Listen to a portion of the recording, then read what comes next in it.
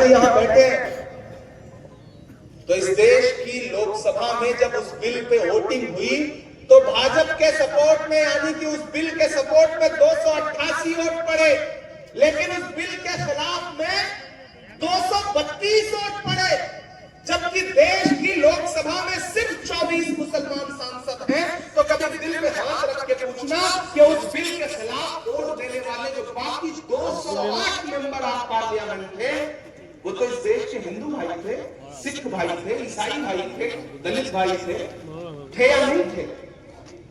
अगर 24 तुम्हारे लोग इस देश की पार्लियामेंट में थे, उनको तो उस बिल के खिलाफ खड़े ही रहना था, लेकिन उन 208 लोगों की मेंबर ऑफ पार्लियामेंट की मोहब्बत को कैसे पामाल कर सकते हो आप लोग?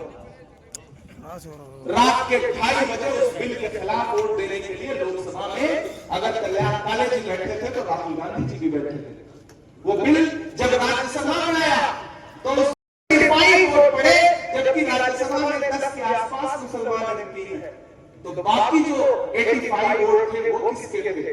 इस देश के हिंदू भाइयों के, दलित भाइयों के, ईसाई भाइयों के, सिख भाइयों के। मेरे भाई, मुल्क मोहब्बत से चलेगा, मुल्क एकजुटती से चलेगा, याद रखिएगा। चूंकि अगली सभा के लिए निकलना है, इसलिए बहुत लंबी तकरीर नहीं करूंगा, लेकिन एक वादा करूंगा आपसे कि आप आमिर को जिता करके चुन करके आगे भेजिए। जब भी खुलदाबाद नगर पालिका